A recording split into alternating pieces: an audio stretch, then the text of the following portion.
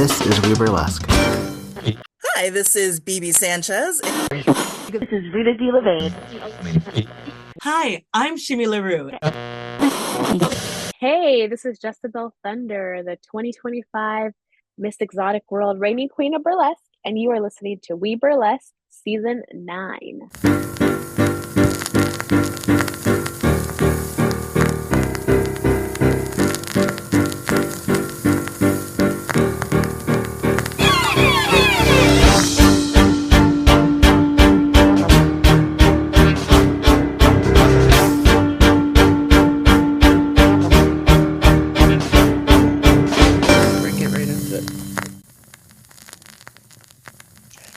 This is We Burlesque the podcast, and I am your host, Viktor Devonne. And through the miracle of fiber optics, I get to talk to nightlife individuals in the field of burlesque, drag, and sometimes other things. And today is no exception. I'm very excited to have all the way from New York City. I have Dandy Dillinger on the line. Hello, hello.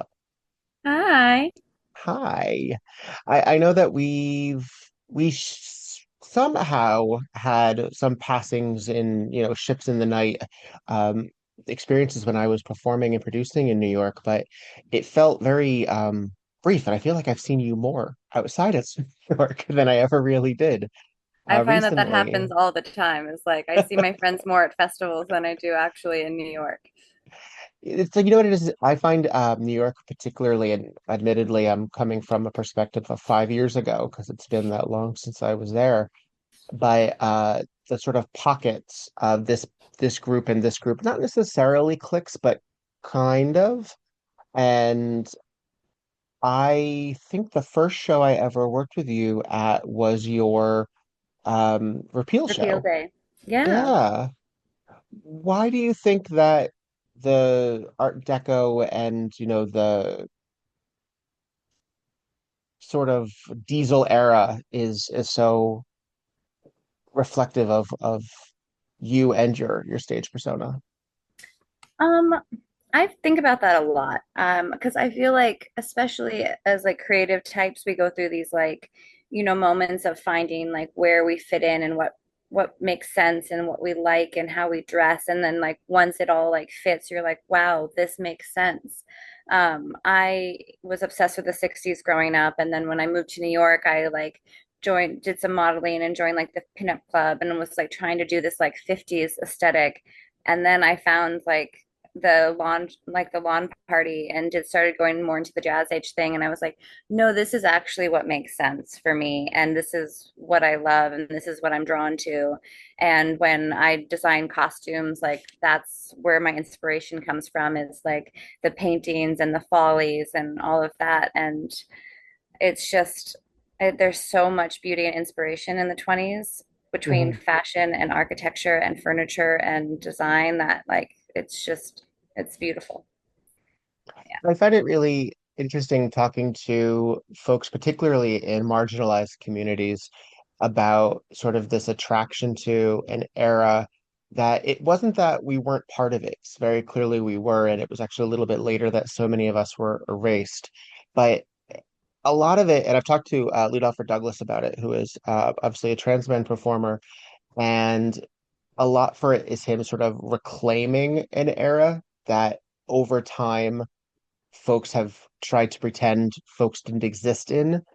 And I find that to be really beautiful, but also just fascinating in general, particularly as we look back 100 years ago and say, oh God, what progress have we made that we seem to be returning to culturally and politically?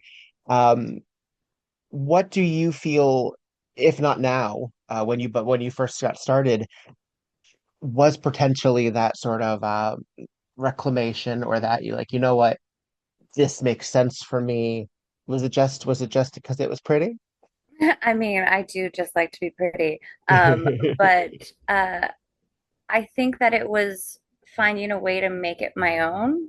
Hmm. Um, and so like I love jazz and I love hot jazz and I love, classic burlesque, and most of what I do is classic burlesque, but I most of my music is actually classic rock.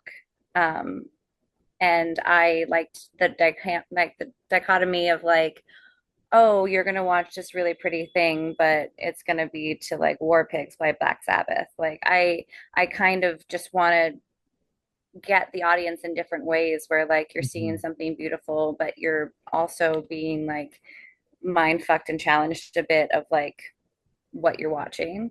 Mhm. And then that works for me because I like it to, still fit into the pretty clothes, but then also dance to the music I want to dance to.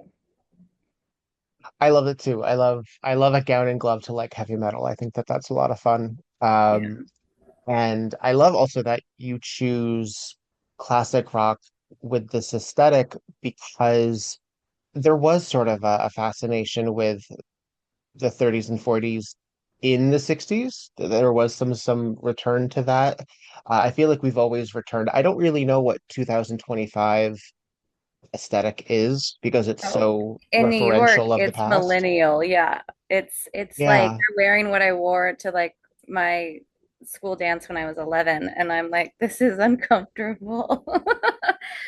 Um, yeah, I think it's a way to keep it alive, but bring a new like view to it. Hmm. And that's what, because I feel like a lot of performers get booked for like 20s acts or 30s acts, but like it's just a classic burlesque act. Hmm. But like if you want the actual aesthetic of it, then like now I'm going to give it to you, but I'm going to give it to you in this package.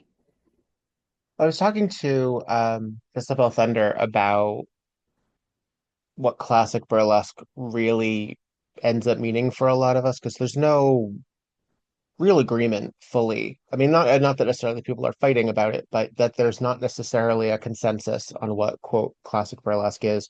And I have found regionally that it can depend. But if you talk to the legends, and you and I just recently saw each other at the Burlesque Hall of Fame, the Weekender, the legends weren't quite doing quote classic burlesque as we a lot of times understand it to be. Yes, there are some panel skirts. Yes, there's this sort of flowy, ethereal aspect to it, but a lot of classic, I think people think very high end in terms of expensive, sparkly, and that's not the 20s or the 30s, No. really. We were going through a depression then too. Um, can you tell me what your view of what a classic act, either physicality or look would be? Well, that's funny because I obviously am attributed to classic because of my style, Mm, but I always say that I only have like one classic act. And people are like, what do you mean you only have? I was like, there's only one act that I have that's like boa gown, dress, panel skirt, bra. Like everything else, like I don't even have a lot of bras in most of my costumes. I don't have like corsets. I don't have like hmm. some of them, were unzipping a sleeve and there's no gloves. So like, yes, I'm doing classic moves, I think, or taking things off in a classic way without necessarily having it be the dress panel skirt situation. But it is funny that that's where my brain goes because I'm like, right now, I'm like, I need another classic act just so I can bring it to like floor shows or live bands or like something that is adaptable. Hmm. But it's like, no, all my acts are classic. But I think it's I don't know. I think maybe it's I hate to use the word pretty because I also don't think that it needs to be rhinestoned either or like, expensive. I think that a classic act is just something that you kind of expect when Mm, you want to see a burlesque show.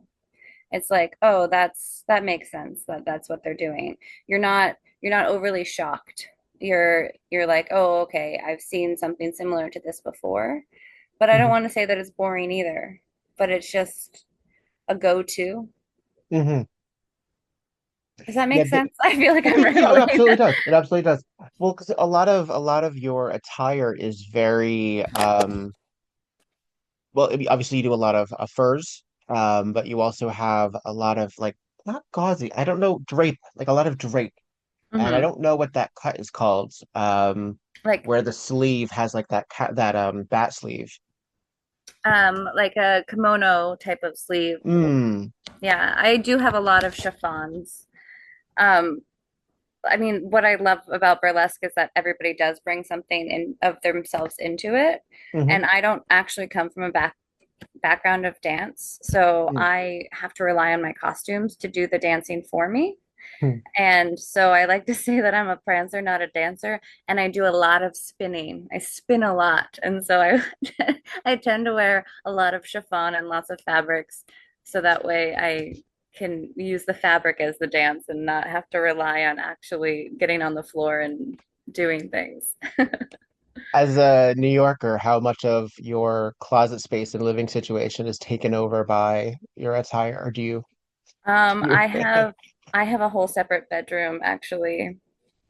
I have a clothing rack for like my costumes and my furs, and then I have, a room that just has my costumes and headdresses because I have a lot of headdresses. you do.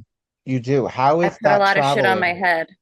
How is that traveling? Are you a subway taker, or did you realize early on, no, this has to be driven? I'm a subway taker. I have a lot of really big bags, and it's always like, oh, look, an air mattress came in this bag, but it's the exact size I need to transport this.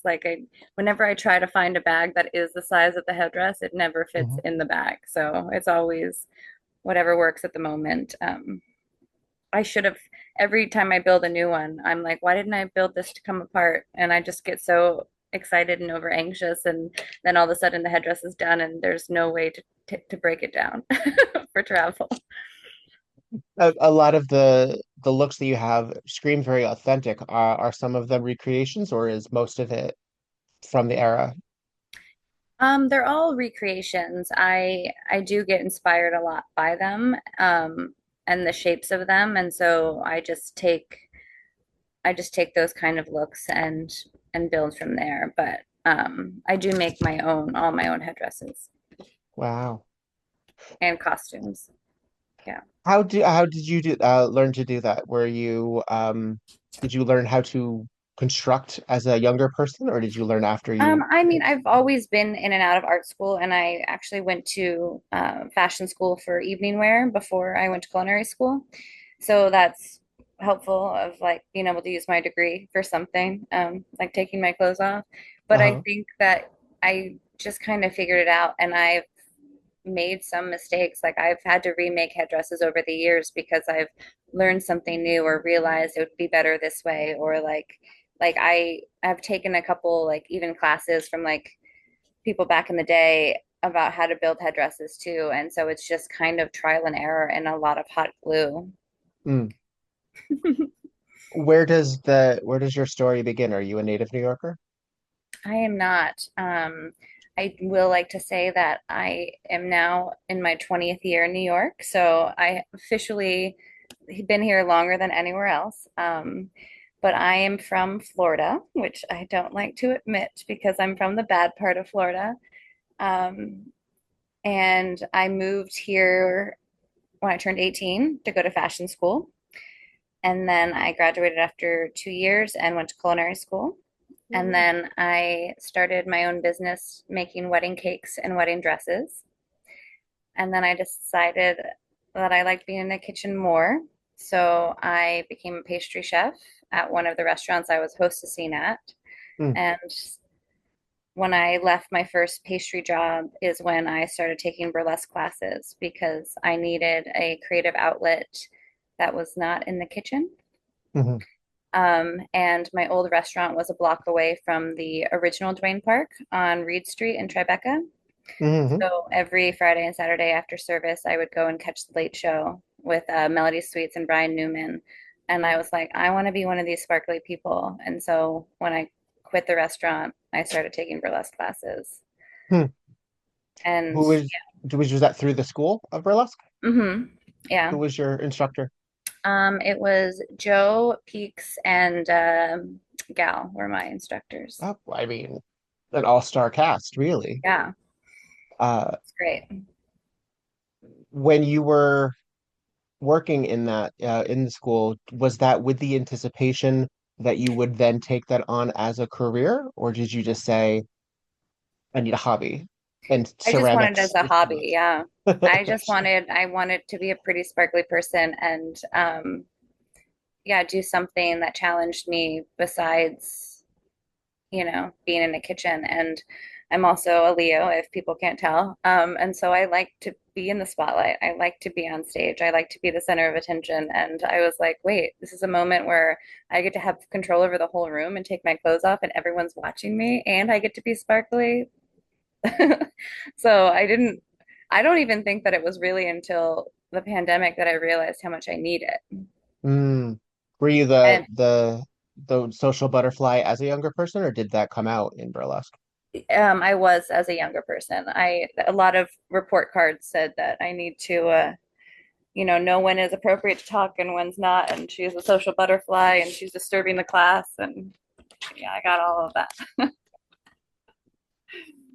But I do sometimes feel like I'm more dandy than I am my muggle self, like in my real Mm. life. Like I'm I think just, yeah. we learned from that. Yeah. Well, because it's also our professional mode, isn't it? So if there's people who have like a work mode and they learn not respectability per se, but sort of a balance in how to be professional. A lot of what we do it's our job to also be in that context of the show, right? So I feel that it Mhm. would make perfect sense that one would learn behavioral traits as well as what makes us comfortable ourselves, not just what makes other people comfortable. Mhm. Yeah, So 100%. yeah. Um, Learning with Peekaboo Point and Joe Boobs and Gal Friday, as I said, sort of quintessential New York burlesque performers. What did you learn from them that you either physical or just like a note that you feel individually that you said, oh, I carry that on and I can point to that those classes as something that I learned from. Yeah, I mean, all of the time. Mhm. Like I said, going to Duane Park was really shaped a lot of who I am as a Mhm. performer in the early days, for sure. I actually became their pastry chef for a short time. And when I was their pastry chef, I also kittened for them for about a year and a half. And like I don't know what kitten culture is much these days, and I know that Dwayne still has a kitten, but that is where I learned almost everything. I learned more from kittening at Dwayne Park than I did from some of the classes, just because you're watching these performers who are so professional and so on top of it, and that you just took these classes from, and now you're getting to see them do it on stage every single night for these audiences. And so from Peekaboo, I learned the slow burn, and that is Mm. like what's become my thing now. Because, like I said, I don't dance, and I'm not flexible. I'm not going to do the drop splits, but like watching her perform Nightmare and taking a minute to take off her dress and then it falling at the fucking right moment and the entire crowd gasp. It's like that's what I want to do. Like I want Mm. to drive the audience just as crazy as that. And it's the same with like Joe telling us that she did an entire act just taking off one glove. And something that she told us like on the first day that I think about all of the time is like they came to see you. They're here Mm. for you and you're telling the story with the audience when you're performing. And so Mm. you can tell that story however you want to tell it that day, however you're feeling, but like it's a conversation between the audience and you, and it's like an understanding. And I think about that when I'm on stage a lot.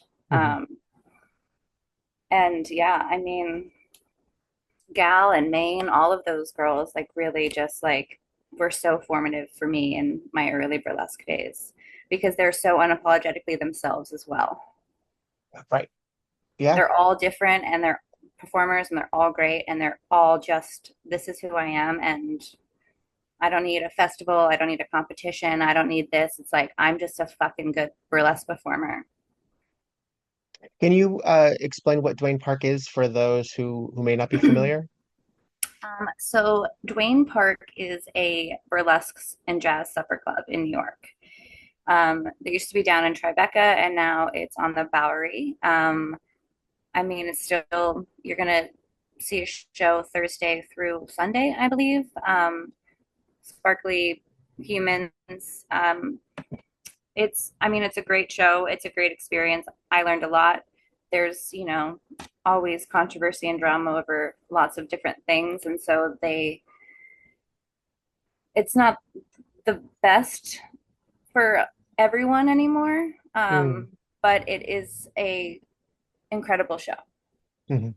Like Where do you, it's something yeah. to be seen for sure, but I wouldn't say that it's the best of what New York has to offer all the time.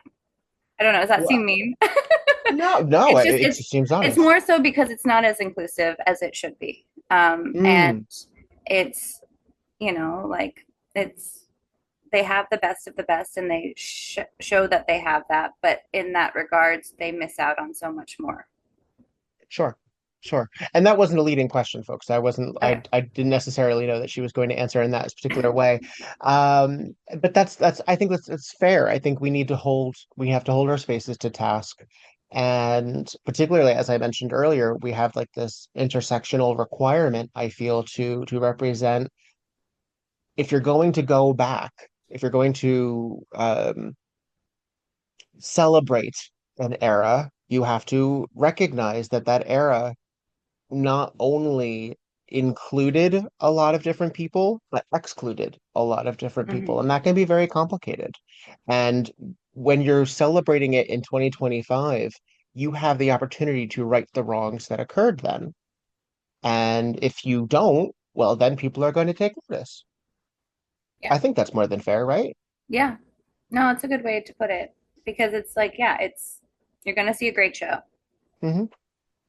regardless. Well, New York But is, yeah. I mean, New York is gonna is it has these criticism. I mean, if anybody wants to check out the Slipper Room controversies over the years, any bars that have come and gone, and a lot of the times, these venues, sometimes it's in hushed tones, like we'll talk about it. I don't know if it's used very much anymore, but we used to use the term missing stair a lot, when you're speaking to individuals that were complicated. But a lot of the venues, they sort of stick their foot into it themselves, when they have an announcement or when they have you know, an event that, fucks up legacy. It's all public knowledge. mhm, So, yeah. um, when you were first getting involved in burlesque, did you find that you had like a crew of folk that you frequently worked with in addition to your Dwayne Park individuals? Um, I when I got into burlesque, I was also getting into the vintage scene as well, and so I tended to gravitate more towards shows like Champagne Riot that's no longer around, which is also a live band show, and like Broadway Brassy, and like Mm, times that I'd be able to perform more with live bands. And while also like I, used to kit in for the Wiggle Room with Bradford and, like get paid in tips just so I'd have a chance to perform on stage at Slipper Room, like that's back in those days. And so then that, got my foot in the door at Slipper Room. And so then those became my people and that became my family. And so then I was, paralleling with Slipper and Dwayne. And then I also, our bar was still around there and Shark Bite and Hotsy Totsy.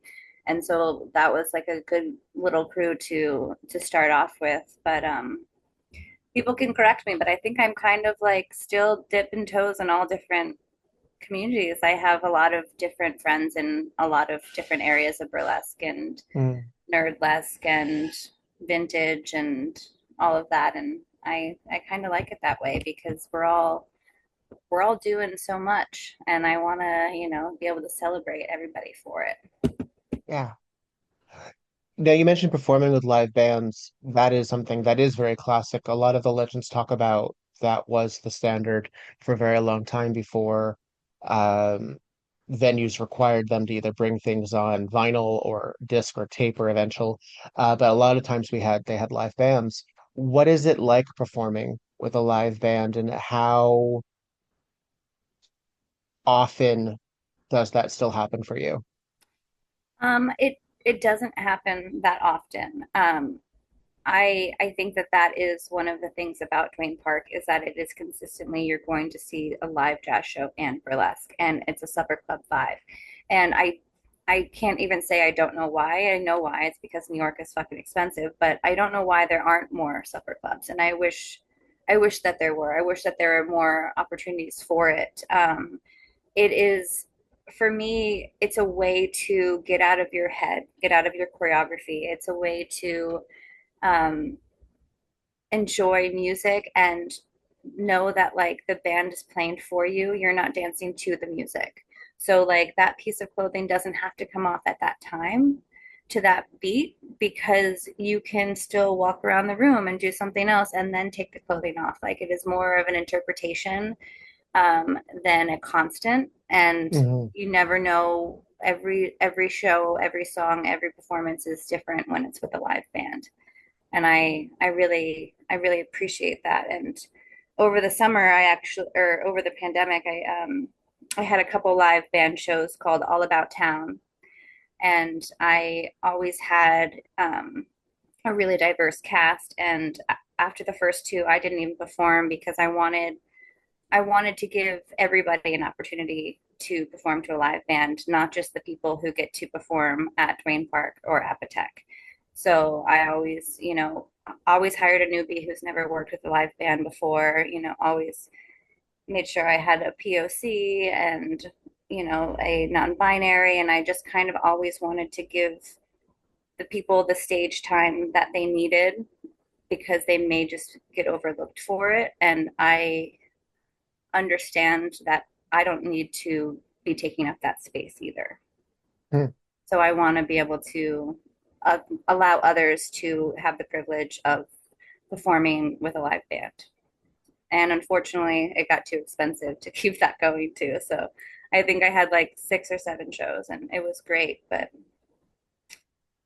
getting people out in the streets and selling tickets is it's a lot. It's Yeah, hard. yeah, it is. It's difficult getting people interested in leaving home, and I talk a lot about that both on the pod and with other performers in person. That it's a lot of it is just fatigue from the rest of the world. Um, in addition to money and energy and all of that, it's not just, oh, people don't know about that it exists. It's also just like I have to leave my house after I just had this long day Yeah, and of all it's this how much, bullshit. and then how much is a cocktail, and then what are we doing? Yeah. Exactly.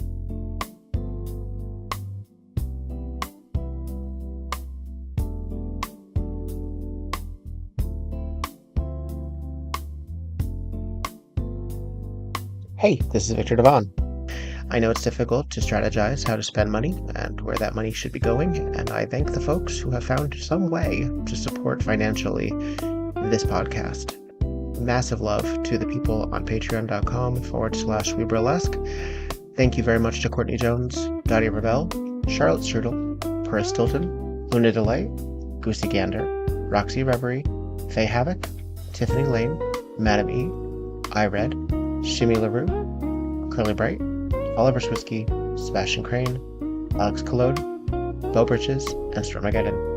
Love you very, very, very, very much. If you would like to support the podcast, you can go to patreon.com/we burlesque, and I promise you those dollar bills go to servers, to advertising, to actual real costs, including WordPress, GoDaddy, and people who need my money. So thank you very, very much for help supporting the podcast, and thank you for amplifying the voices of those upon it. Love you very much.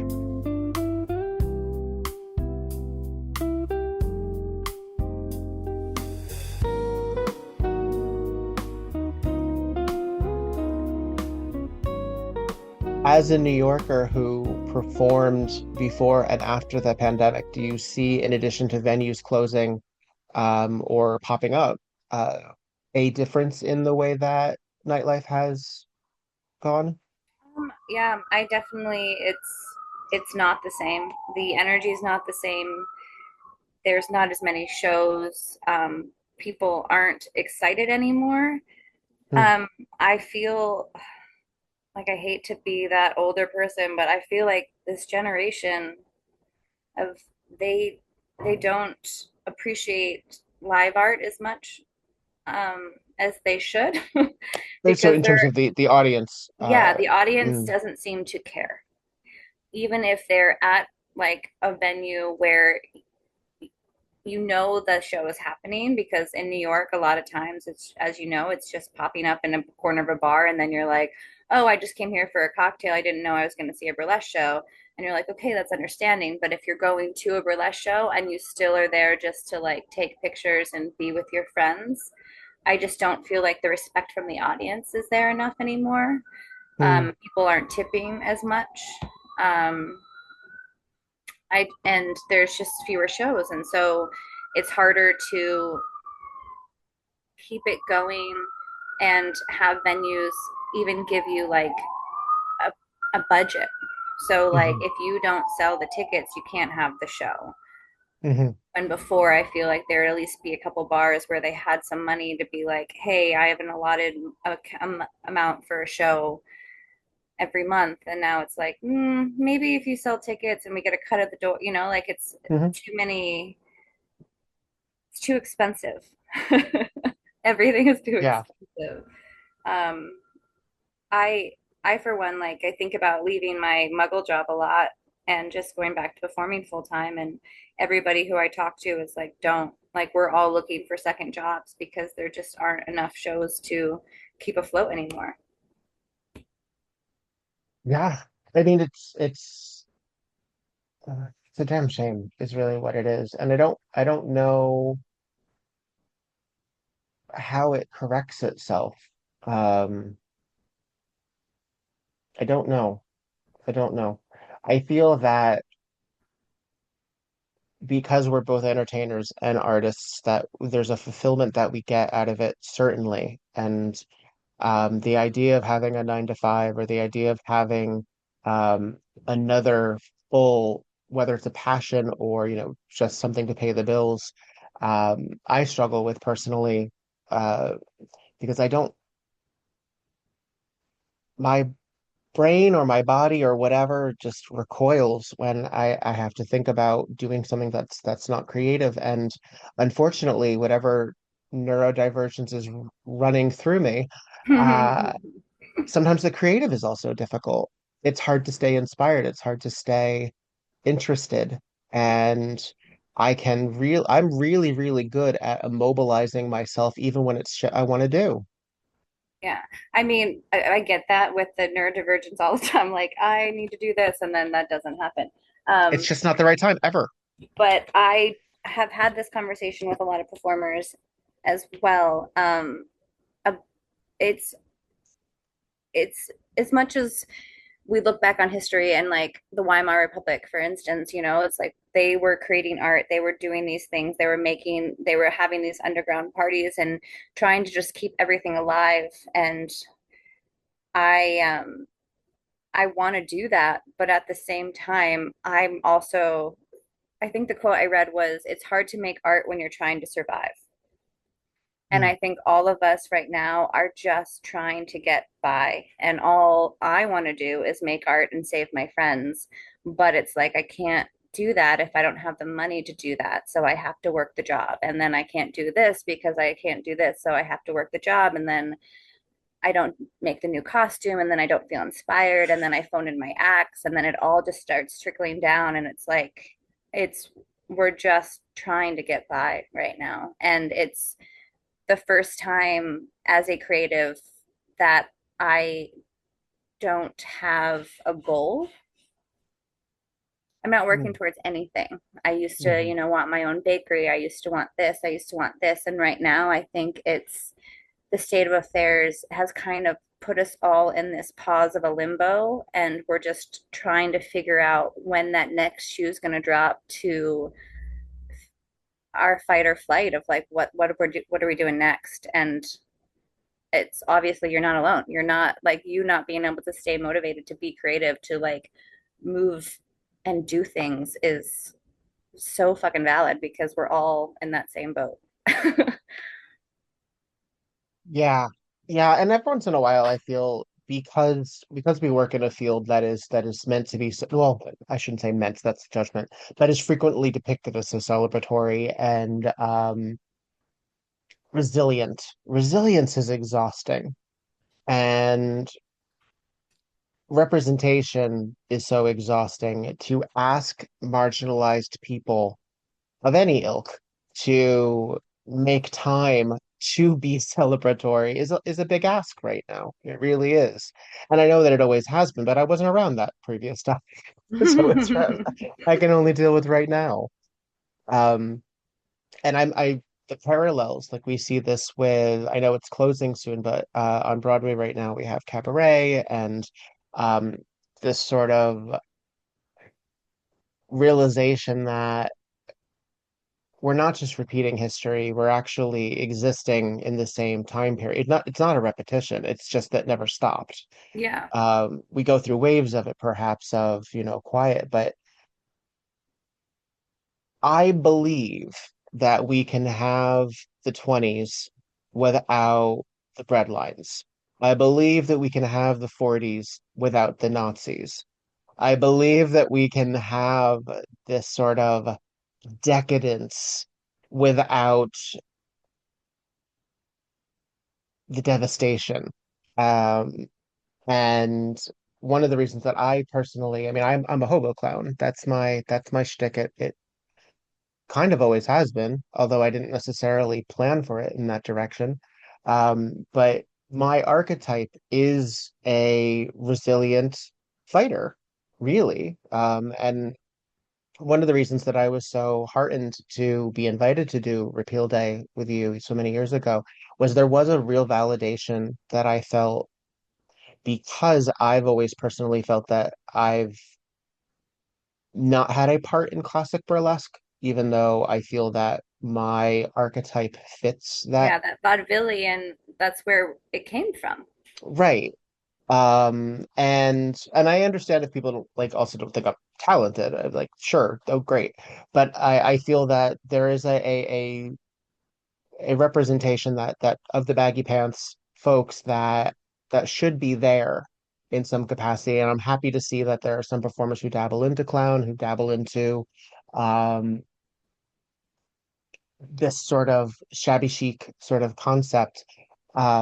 Because I feel that also is authentic. It reminds people that in addition to the glamour, there was this devastation also.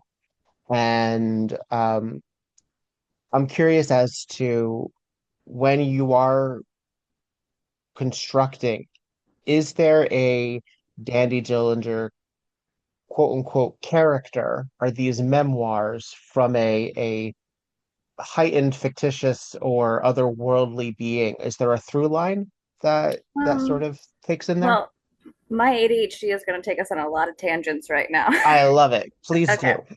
because I'm going to pick up from where you started. I was lucky enough to see Cabaret the day after the election. Maria Topcat was basically like, "We're not going to rot in bed today. We're going to go do art." And I was like, "Great." So we saw Cabaret, and it felt special because it felt like they close the doors and they say inside in here life is beautiful, and I felt like that performance was for them and it was for us, and it reminded me of the beauty in our world and why we do what we do and why we perform and why we continue to try to keep this alive and make art and be ourselves like unapologetically. And it also reminded me that at the end of the day, we all are these naked clowns that are just trying to get by in this bubble of performance or New York City or art or, the spaces that we find. Life is beautiful in those spaces. But then we have this whole outside world that we have to deal with as soon as we walk out. And for me, again, like I didn't do burlesque to cure any trauma. I didn't do burlesque because I felt a need for anything besides the fact that I wanted to be on stage and I wanted to be sparkly. And I've been doing it for about 12 years now. And after I left that show, I was like, I need to put something on stage for this. And it's this act that I've been doing has had a very, it's like a handmaid's cabaret. Hmm. So it's to the recording of the Sally Bowles version of cabaret that she sings in the show, this current show right now. But I come out in a Handmaid's Tale outfit, take off my robe, and I have, my classic red burlesque costume, do my whole act, and then I rip off my pasties and I put on the clown hat and I put on the ruff and I put on the nose, and then I just stand there in front of the audience naked as the song just plays over and ends, because it's like I can be this beautiful person on stage for all of you, but we're all just naked clowns pretending that we're that everything's okay. And it's the first time where I feel like I don't want to be seen on stage, but something that I'm making has like, wait, not, I just, instead of me just wanting to be pretty, I feel like I have something to say. Mhm. And I want that to actually be seen and appreciated, opposed to just being like, wow, that's a pretty costume, you did a great job. It's more like, this is important to me and I want you to see it. So I think I kind of answered No, a yeah, little absolutely. bit of everything in a roundabout way Yeah. um, of having more intention with my performances and not just being a pretty girl on stage. And it's taken me 12 years to find a voice through art in that way. Hmm. Well, sometimes, I mean, in addition to whatever obstacles life throws at one during the course of, this capitalistic nightmare, uh, we also mature and different priorities exist. And as you said, you didn't know, you go through periods of not of wanting to be a full-time performer versus something even that you enjoy doing, that you actually went to school for, that you are good at, which is uh, pastry making, which Mhm. that's beyond baking, right? That's also Yeah, uh, like pastry chef kind of gives the title of like, you work in a kitchen, you run the kitchen, you make the desserts for you, run that type of thing, there's opposed to like also a an baker. Yeah. aesthetic aspect. Hmm. You also make it pretty there too. Like that's also part of Hmm. the shtick of it too. Um, People don't want to eat ugly food. No. Unless it's So, fucking delicious. well, yes, yes, but very often the presentation is usually quite opulent, I would imagine, when you're dealing um with a high-end pastry chef, or even more affordable bakeries, even if the food uh is amazing looking, and the ingredients might be on a, a more budget expression, there still is a presentation. There's a Even if it's an Elmo cupcake, people took the time to lay each of those rainbow jimmies all in red to construct that face. So Exactly. when you're working on Dandy Dillinger as an outside of your own personal, I guess then, as we talked a lot about inadvertently, the duality of learning from one's performer side, did this is going to sound both pretentious and metaphorical. Um, does Dandy give the non-dandy you a certain armor when you don't have that fur and batwing on?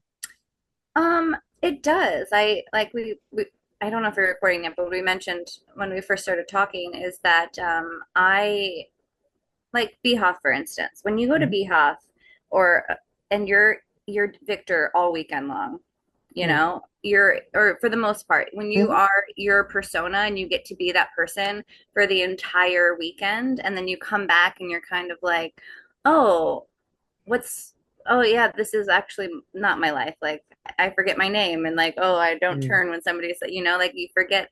And I think because I found this vintage community that I connect with so much, and I have all of these beautiful clothes, and I like to get dressed up, and that the fact that I have to wear a chef's coat and jeans or every day in the kitchen, and sometimes even like a baseball hat, it takes so much away from me. Like mm, I'm not an athleisure wearer. And so I find that when I get to put on a pretty dress or I get to put on a nice suit and put lipstick on and heels and go out and be just myself, whether it be Dandy or Ashton. Yes, that's my name. I don't care. I I feel like the Dandy is always there. yeah. Like Dandy was created because I needed to be this person as much as I could be because I was so, I feel more stifled. Like, yes, I get to be creative in a kitchen, but like, you can't taste my personality in the food. I can't like, I like to watch people eat my food, but I don't get to, like, there's not as much gratification or appreciation. Like, I'm, I'm Tinkerbell. Like, I need, I need that applause and realizing that and then knowing now that I can have that outlet and I can be her and do the thing. Sorry, the New York City ambulances. It's taken me back. I live right by a hospital too, so it's Oh, constant. Um, See, now my ADHD went in a different way. Um, yes, I feel like I I'm definitely more Dandy all of the mm, time, and now I just have an outlet to put it on stage mm, because one of my kitchens I used to wear like cute aprons because I refused to wear a chef's coat because I'm like, but I want to be cute. Like, mhm. or right after the election, we went through like a manager changeover and I had to take off my fake nails for the restaurant, which I will say health code violation. I'm very aware you're not allowed to have nails longer than your fingertips, but listen, I wash my hands, I wear gloves. I having to take that off, like I cried. Like I felt like I was like being oppressed of like taking away after we just got all of these rights taken away from us. Now I have to take off my nails. The one like feminine thing that ties me to myself when I'm in this like jeans and a t-shirt and a baseball hat, I have to like take that away. And I didn't, like I I need that feminine pretty aspect of me because like you can't have Dandy without Ashton, but you also like yeah, I guess you just can't have one without the other. Well, as someone who you've talked about femininity, dandy obviously has its own connotations as a name, as a term, and we've seen that through Marlene Dietrich or Gladys Bentley, the a feminine still uh, I'm trying to remove gender problematics. But a woman, sensibly a woman, in menswear, what we would refer to as menswear. I understand that if you buy it, it's your clothes, but we know what we mean when we say that. Yes. But in suits and in that styling and fitted a certain way, and um, either allowing curves to be present or obscuring them in some capacity, do you feel that you ride a certain balance or spectrum of gender representation? I would not qualify myself as gender fluid, Hmm. but I do think that it changes who I am when I put on a suit. Hmm. I find even in fashion, like in like photo shoots, if I'm shooting sometimes like lingerie or costume, and then I get to shoot like my suit and my top hat, it's like a Hmm. completely different, like my entire feeling and aesthetic and being changes. I wear a lot of menswear and I do bend a lot in the fact where like I'll wear a bustier and a suit and a top hat and heels and lipstick, but I'm Hmm. still wearing a suit. Um, I I feel more powerful in a suit than I do in anything else. And but it's also, yeah, that the whole crossplay of like I love being a pretty lady in a dress too.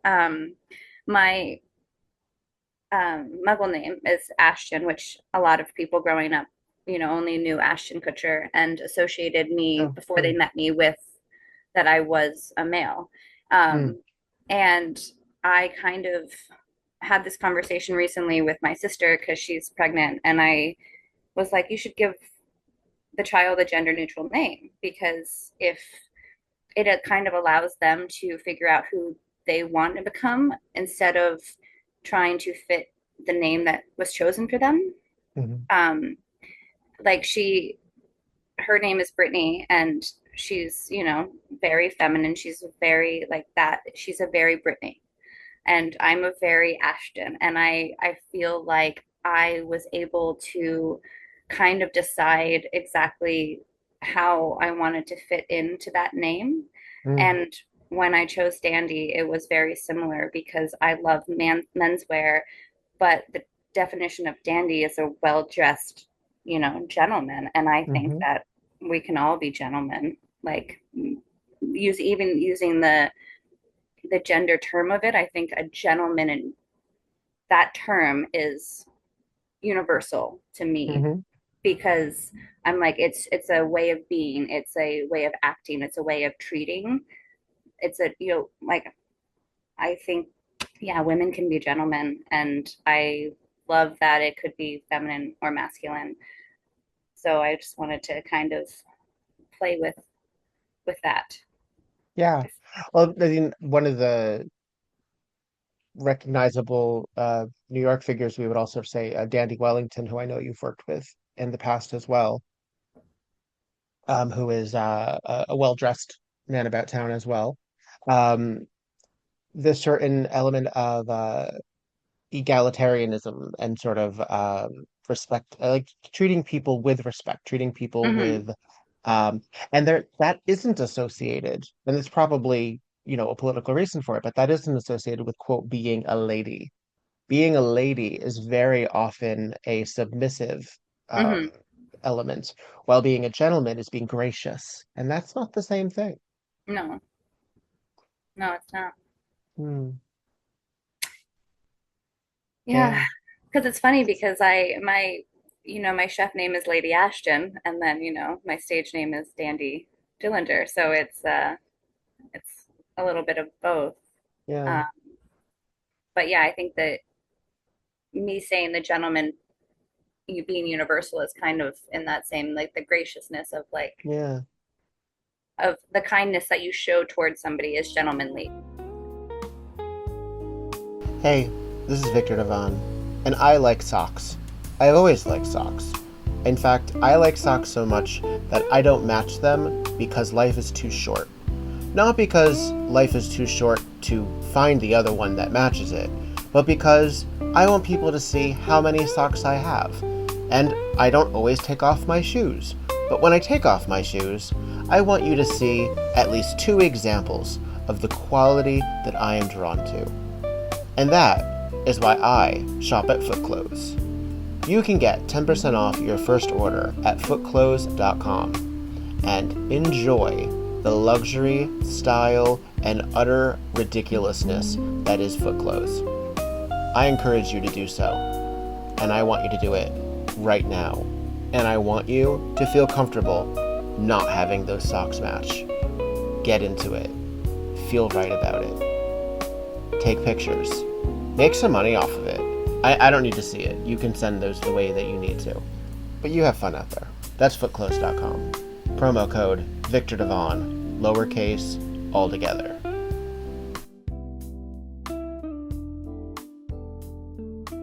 Rambling now.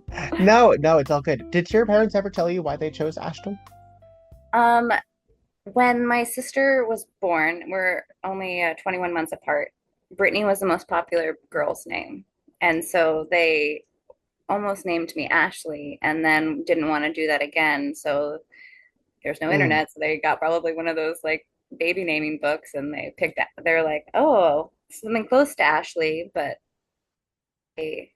Ashton's a very English name as well. mhm. My dad's not like proper English, but like our heritage is English, and I don't know. I hated it growing up because nobody had it, and now I love it because nobody has it. Yeah, it means let's see. Ash tree town. How very Yeah. specific. Derived from the Old English word for ash tree and town, signifying a place characterized or located near ash trees. I don't even know if I know what an ash tree looks like off the top of my head. Let me see. I don't. Da, da, da, da, da. I mean, it's a green, um,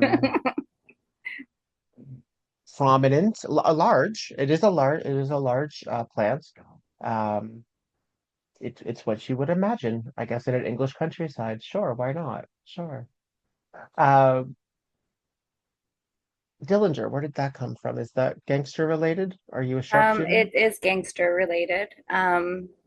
I I love true crime like most people, and I love vintage crime even more. And so through my years and learning about notorious gangsters, John Dillinger happens to be pretty fucking cool. And he, escaped from prison multiple times. He had plastic surgery. He had masks. Like, he was more of like a gangster. Like, I mean, I'm not sure. I know he's definitely killed people. He just wasn't a saint, but it was more like robberies and things like that. And I kind of just like the notoriousness of being a badass gangster that everyone is looking for and nobody can find. And so, yeah, I wanted to be a well dressed badass, is what Dandy Dillinger is. Who looks like a 30s performer. Yeah, he was for anyone curious about the Don Dillinger experience, well reported on. Um, there's a film called Public Enemies that obviously is he was a what do you call it? A not a colleague, a someone who lived at the same time as Al Capone. And I I was watching something. I was watching something. I think Unsolved Mysteries. The husband and I are going through a rabbit hole of old Robert Stack Unsolved Mysteries, and they every I once in a love while that. they'll throw like a heavy hitter, like an old timey. And I've always found that to be uh sort of a fascinating era as well. I grew up a Madonna fan, and so when she did Dick Tracy, that sort of led Mm-hmm. that honestly had a very substantial line to my burlesque career, because it introduced me to that style of And it's music. so campy too, and Yeah. so bright and vibrant. And it was brilliant. Hmm. That movie was brilliant. Um, Yeah. yeah, I also like, I'm sure they still have a top 10 most wanted list, but back then it was, yeah, like it was like posted everywhere. It's like the most wanted criminal in all of, all the country is John Dillinger. And it was, like that's what they would say over the radios and be posted in all the police stations. And it's just knowing that like everyone in the entire country is looking for you and you're just like living your life and robbing banks and Yeah. Well, and so much of that is the humiliation that the FBI and the authorities were having in not catching him, like the mm-hmm. fact that the thwarting of and flouting of the law. We do have like this glorification of like the Bonnie and Clyde, um, on the run, shoot 'em ups. It is sort of fascinating because it is, I don't know, Generation Z has probably already decided it was fucked up by true 100%. crime, and there's an odd glamour to it. It's Yeah. and I mean, we see this in Chicago. We see this obviously where sort of like the jazz killers were Mm-hmm. celebrities of the day, but we didn't even treat them the same way that like we saw true crime in like the O.J. Simpson trials or the Menendez brothers. We didn't look at them as inspirational. You know what I Yeah. mean? And maybe they didn't either. Maybe that's just a recreation. That's just a Yeah, just the way that history was told. But yeah. yeah, but they do, it is too coincidental that it's told the same way in everything. Yeah. Like Boardwalk Empire, it's like, yeah, they, those gangsters reigned supreme. Like they owned Chicago, they owned New York, they owned Atlantic City. Like they were the powerful people, and they were the ones that you wanted to be around and you wanted to see, and you didn't want to turn them in, Like Hmm. Well, it's and also it's very odd. a lot of it is sort of a rags to riches story too. A lot of these people were fighting against an establishment as well. I mean, yes, I don't know. I mean, without going too far into the mob and the complicated politics behind all of that, a lot of these people were dealing with poverty. A lot of these people were dealing with oppression in some capacity. And then they found a way to survive. And, it's that resilience. And then they Hmm. became notorious. Yeah, Yeah, you gotta do what you gotta do to get by. got it too. Indeed. Yeah. Hmm. We're all just trying to Yeah, get we're all just by. doing it. I know you said that your perspective as a performer has changed over the years, and you're not necessarily chasing after any any specific aspiration. But I know you've been having the opportunity to travel and go to different places. Where are some of the other places in addition to New York that you've had the pleasure of exploring? I love New Orleans. It took me a while to fall in love like everybody else. Like I kept seeing all these performers and friends be like, I'm moving down to New Orleans. I love New Orleans. I go all the time. And the only times I was there was for like these cocktail events in July where it's 110 and you're drinking all day and you want to kill yourself and you're miserable and you're hot and sweaty. And I was like, how do you like New Orleans? And then I like started going for friends' birthdays that were not in summer. And the jazz and the history of New Orleans is so spectacular. And the fact that, like, they still are keeping it alive there, and the energy in the city is fantastic. And now El Dorado in 2020 started, or is 2019? I think it's 2020. No, 20, yeah, 2020, right before the world shut down was the first festival. She started the Teaser Festival down there. And it's just like, it's a reason to go to New Orleans in January. And I've had a fantastic time every time. And yeah, New Orleans is great. And I've, before that, I would perform with Bella Blue down there and a couple times with Lefty Lucy, and it was, yeah, I love New Orleans for that, and Chicago is always my second love. I almost moved there a while As a back. gangster, it would have to be, wouldn't it? Yeah, I actually went on a a true crime tour in Chicago by myself one day. It was like a bus tour, and I learned so much. Um, but yeah, Chicago is, they have amazing jazz, they have amazing burlesque, they have amazing food. They have like Chicago's great, and everybody, all the performers there are so welcoming and so fantastic. And so anytime I get an opportunity to go to Chicago and perform, I always take that. Hmm. Have you had an opportunity to go to Europe? Not yet, not yet. I never really had a travel bug until recently. Hmm. Um, always wanted to travel through time, not really travel to other places. And yeah, I would love to, like Maria Top and I all the time, we're like, we're just going to quit our jobs and just like pack two costumes and go on a European tour and just figure it out when we get there. And I'm like, that, doesn't sound half bad. Um, Yeah. but whenever I, like, part of the reason why I do love Beehoff is because you get, everywhere you perform, you get to see a different type of performance. Mhm. And New York, we have some of the best performers in the country and in the world, and we get used to that. And not saying that they're not great everywhere else, but that's the point, is like they're fantastic in other places too, Mhm. but they're bringing so much more, and they're bringing something completely different than you've seen. And yeah, I love getting out of New York for that. What's sort of fascinating is Are that we New York frozen? does. Oh, I'm here. Can you hear me? I'm here.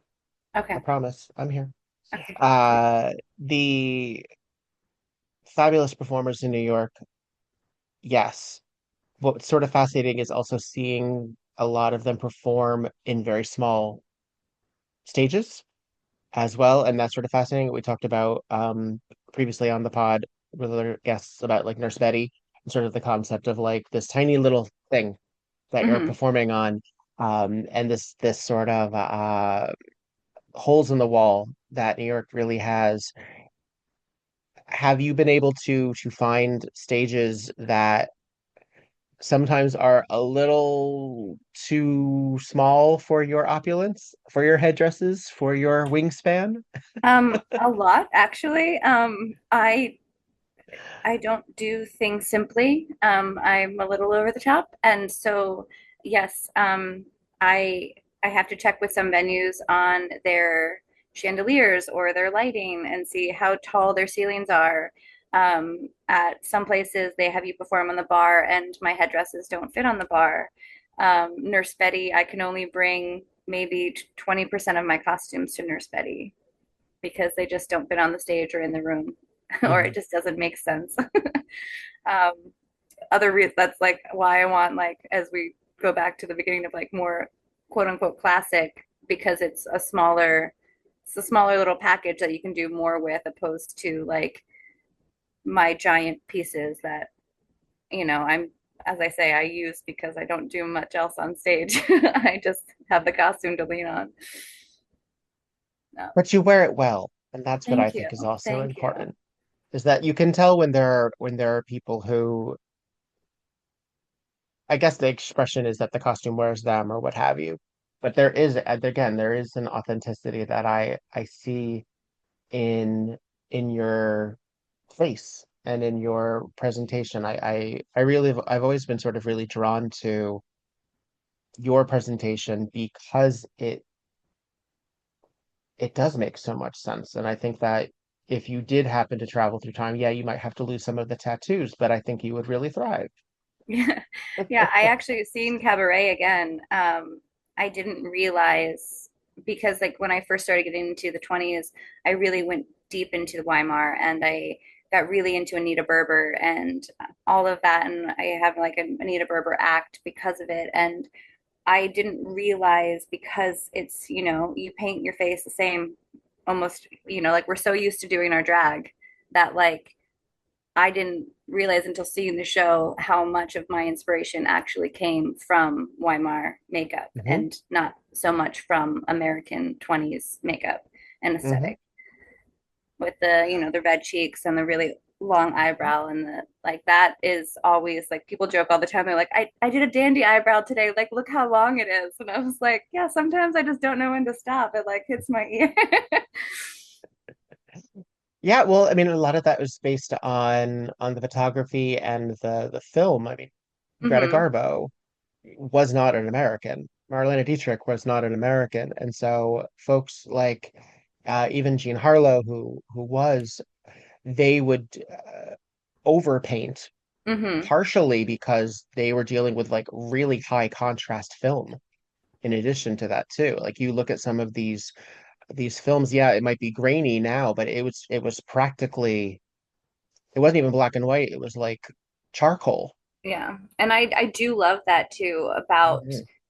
the colors that had to be worn on the faces just to get the color right for the film. Hmm. And, in the 20s, a lot of people tend to do makeups that are darker because that's what they see in the black and white photos. But they were wearing bright blues, and they were wearing very bright colored makeup all of the time, but that doesn't read because we don't have as much evidence of it. Right.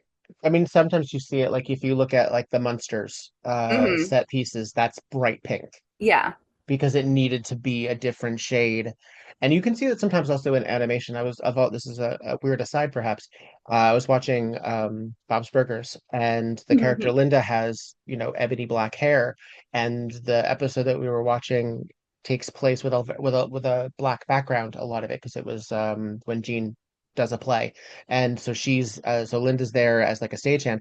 And I noticed how specific they had to do to cheat the footage to show that she still had hair against a black background and to sort of Interesting. pop. It was just sort of it struck me, I think, because I was so used to seeing them in more or less a white background because of the restaurant.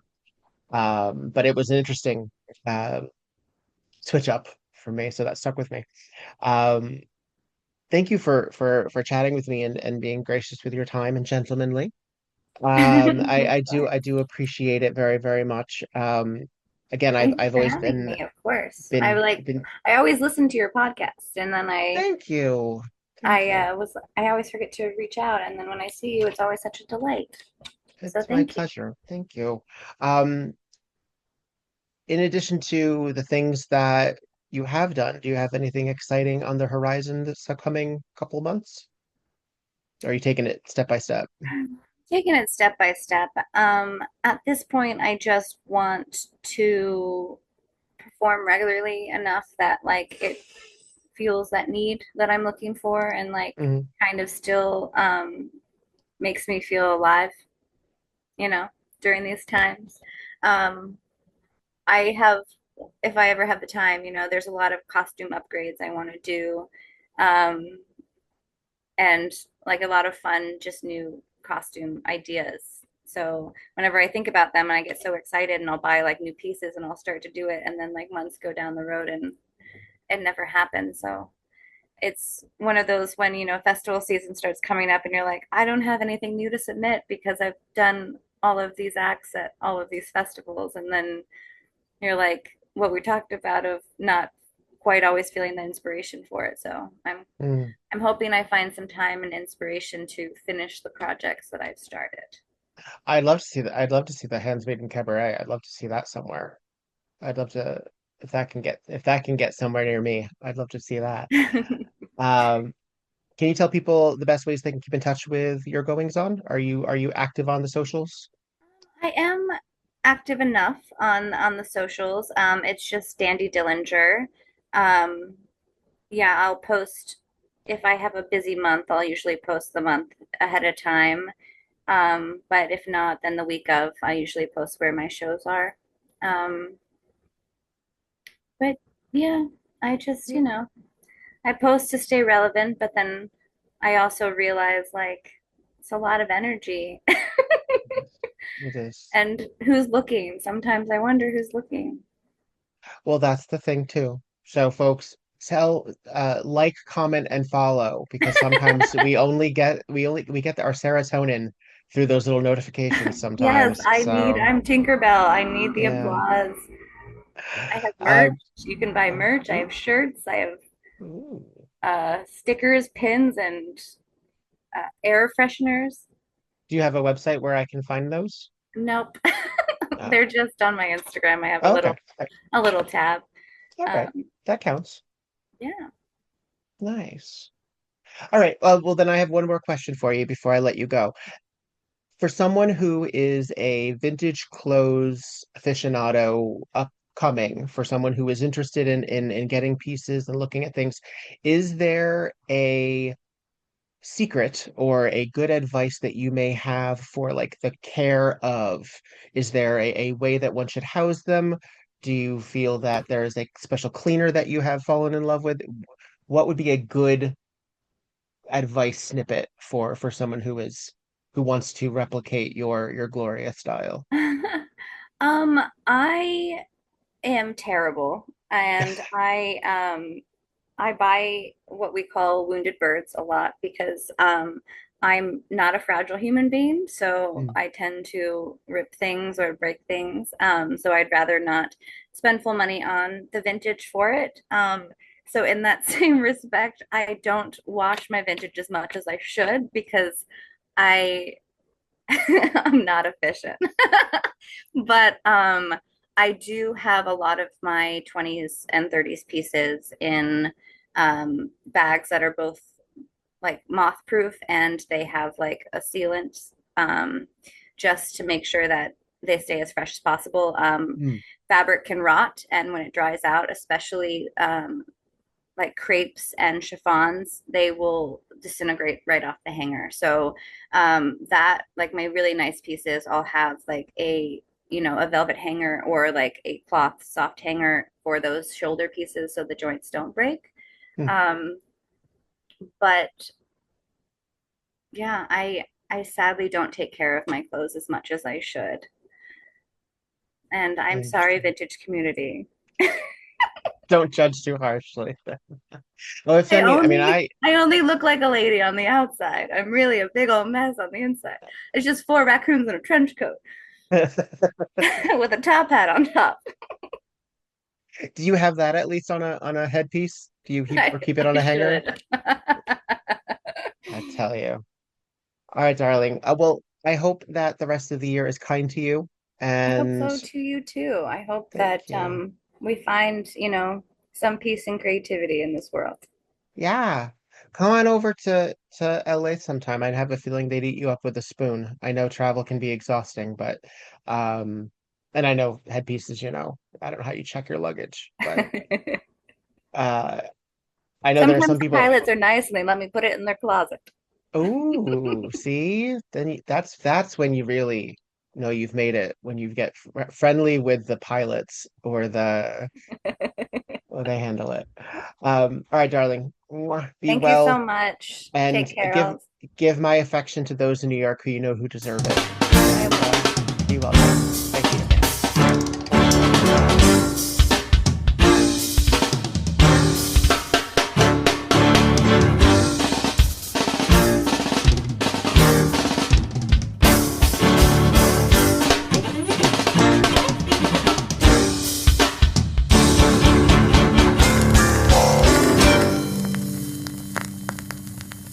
We Were Less the Podcast, created, developed, and edited by Viktor Devonne.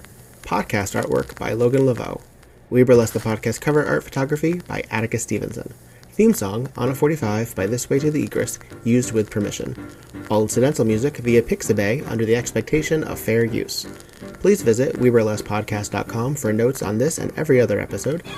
Follow We Burlesque and Viktor Devonne on just about every platform, and support the podcast via patreon.com/weburlesque. Don't got the cash? Please follow, subscribe, and give 5 stars on every platform you can get your hands on. It really does help. All original material is owned by Viktor Devonne and White Elephant Burlesque Corporation. All other materials property of their respective copyright. No infringement, while likely, is intended. This episode and all episodes thereafter are in memory of Lucky Charming. Miss you, friend.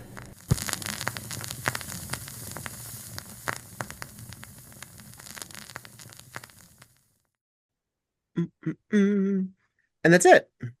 Woohoo! Tonight on Murder, She Wrote. Hooray! Hey. Yeah. It's kind of Piper Laurie and Brenda Vaccaro and a love child. Thank goodness. I want to know These her. nails. Yeah, where's her series? That's what She's I want. fabulous. The son is Joaquin Phoenix. I know, isn't that nuts? And he is an ugly little kid. I'm sorry. We're just like, hey, remember when this guy was in this obscure Broadway show in 1976? Right? Look at him in those tight pants. Yum. Well, because there's not But a we lot do really get- going on. It's Yeah. unless you're listening to the dialogue, which frankly, audience at home, you can do without us. We're just Yeah, do learning your own about work, some of these damn it. backstory. But Right. Boswell put her up to it. Yeah. And then Trish had to be killed because she realized that Boswell didn't have her interests at heart because Teddy was the inheritor. Yeah. Playing her like a fiddle. Oswell knew it, and Trish just gulped it down like one of those martinis. And then tossed it onto the lawn. And then lost her head. Poor Trish. Trish loses her head. This is Viktor Devonne. And this is Petra Fried And this is Tonight on Murder, She Wrote.